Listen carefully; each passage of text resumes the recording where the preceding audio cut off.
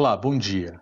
Sou Fernão Justin de Oliveira e falarei poucos minutos sobre 10 pontos de alerta na dispensa de licitação por Covid-19. Lei 13.979, artigos 4º a 6º, com inclusões relevantes, como a do artigo 4º-B, pela medida provisória 926. Em que prestar atenção? O que nessa dispensa é sensível ou mais sensível ao controle externo? Primeiro, a dispensa por calamidade pública do artigo 24, inciso 4 da Lei 8666, continua aplicável, inclusive durante a epidemia, porém para objeto não abrangido pela Lei 13.979. Por exemplo, os casos de aquisições de necessidade imediata, mas vinculados ao combate à epidemia apenas de modo derivado ou acessório. Em ambas as dispensas, o contratante tem o dever de escolher a melhor solução possível, vedado o contrato desvantajoso. Significa o desembolso estatal limitado ao necessário e suficiente para satisfazer os direitos fundamentais envolvidos. O preço elevado do objeto nem sempre será um sintoma contrário à vantajosidade. Isso está refletido na Lei 13.979, precisamente no artigo 4º-E, parágrafo 3º, que admite a aquisição por valor superior ao do orçamento estatal, desde que comprovada uma oscilação de preço não induzida.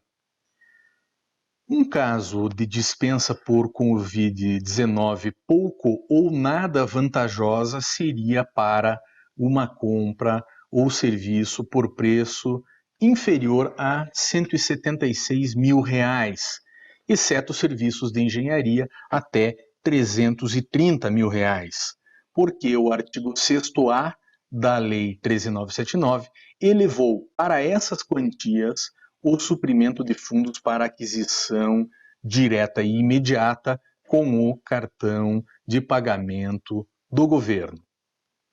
Segundo, os 10 pontos de alerta, também para efeito de controle externo na dispensa de licitação da Lei 13.979. Número 1. Quando cabe dispensa e não o pregão simplificado do artigo 4º-G. Número 2. Objeto pertinente com a finalidade. O artigo 4º caput vincula aquisições públicas ao enfrentamento da epidemia.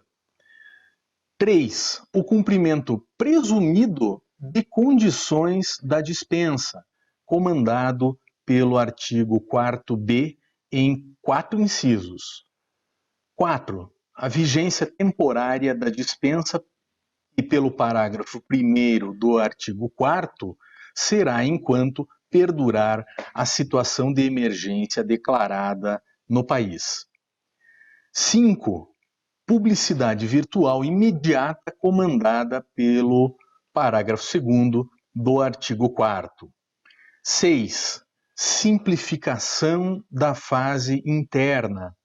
O artigo 4º-E, parágrafo 3º, prevê o termo de referência simplificado, o projeto básico simplificado e uma sumária estimativa de preços. 7. Atenuação dos requisitos de habilitação. O parágrafo 3º do artigo 4º admite contratar empresa suspensa ou inidônea desde que a única fornecedora. 8. Já na fase contratual, alteração de até 50% do valor contratado pelo artigo 4º-I. 9. Extensão da dispensa para registro de preços nacional, conforme os parágrafos 4º a 6º do artigo 4º. E número 10, a vigência dos contratos derivados será por 6 meses, prorrogáveis enquanto houver os efeitos da emergência de saúde pública a enfrentar. Vários desses temas são analisados em apresentações de outros coautores do livro Covid-19 e o Direito Brasileiro, como O Cabimento do Pregão, por Alexandre Nester, e sobre requisitos de habilitação, por Marçal Justen Neto, dentre mais de 20 autores. De minha parte, eu enfoco o número 3 dessa lista, as condições para a dispensa de licitação que os incisos do artigo 4º consideram cumpridos. Começo pelo último deles. O inciso 4 presume que se contratou a parcela necessária, ou seja, não excessiva para o atendimento da situação de emergência. É hipótese de presunção relativa. O quantitativo não é uma referência externa ao contrato e nem à decisão do agente. Ele praticará ato decisório ao dimensionar o quantitativo, portanto sujeito a controle da conduta. Mas, diversamente, os 3 primeiros incisos do artigo 4º descrevem todos presunção absoluta. Inciso 1, a situação de emergência em si. Inciso 2, o dever de enfrentamento dessa emergência. E o inciso 3, o risco de perigo ao indivíduo cidadão.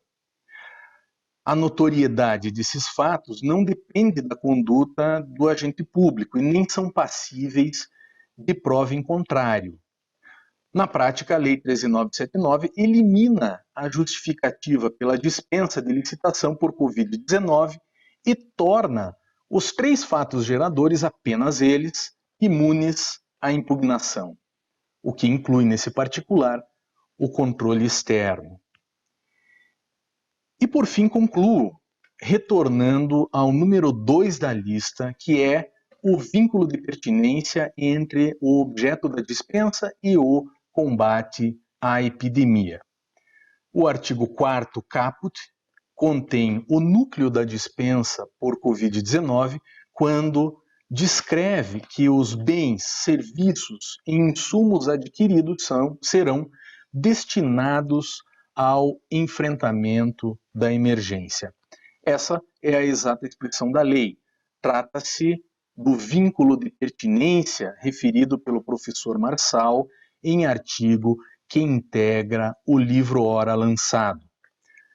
A formação desse vínculo deve tornar-se uma referência importante ao controle externo, ao lado das diretrizes da Lei de Introdução às Normas do Direito Brasileiro, no artigo 22 e parágrafo 1º, que comandam ponderar as circunstâncias práticas que sujeitaram condutas e decisões.